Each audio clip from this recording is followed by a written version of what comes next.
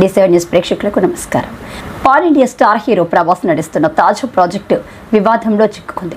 ప్రభాస్ చిత్రంలో పాకిస్తాన్ నటి నటిస్తుండటంతో ఈ చిత్రంపై నెటిజన్లు ట్రోల్ చేయడం మొదలుపెట్టారు.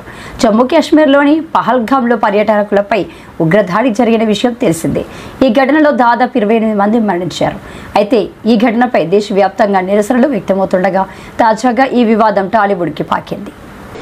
పడిపడి లేచే మనసు, సీతారామం, అందాల రాక్షసి చిత్రాల దర్శకుడు హనురాఘవపుడి ప్రభాస్ కోంబాలో ఓ సినిమా రాబోతున్న విషయం తెలిసిందే.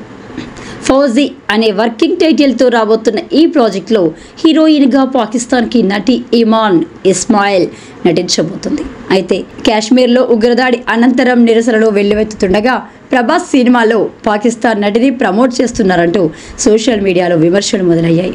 వెంటనే ఈ ప్రాజెక్టు నుంచి ఇమాన్ ఇస్మాయిల్ను తొలగించాలంటూ నెటిజన్లు సోషల్ మీడియాలో కామెంట్స్ పెడుతున్నారు. కాగా ఈ వివాదంపై చిత్ర బృందం స్పందించాల్సి ఉంది. ప్రతిష్టాత్మక మైత్రి మూవీ మేకర్స్ నిర్మించనున్న ఈ సినిమాకు ఫౌజీ అనే టైటిల్ అనుకుంటున్నట్లు తెలుస్తుంది. ఫౌజీ అంటే సైనికుడు అని అర్థం. ఈ సినిమాలో ప్రభాస్ సైనికుడిగా కనిపించనున్నారట. అందుకే ఈ టైటిల్ బాగుంటుందని బృందం భావిస్తున్నది. స్వాతంత్రానికి పూర్వం జరిగే కథతో రానుండగా బ్రిటిష్ వారి సైనికుడిగా ఇందులో ప్రభాస్ కనిపించనున్నారట. విశాల్ చంద్రశేఖర్ ఈ సినిమాకు బాణీలు సమకూరుస్తున్నారు.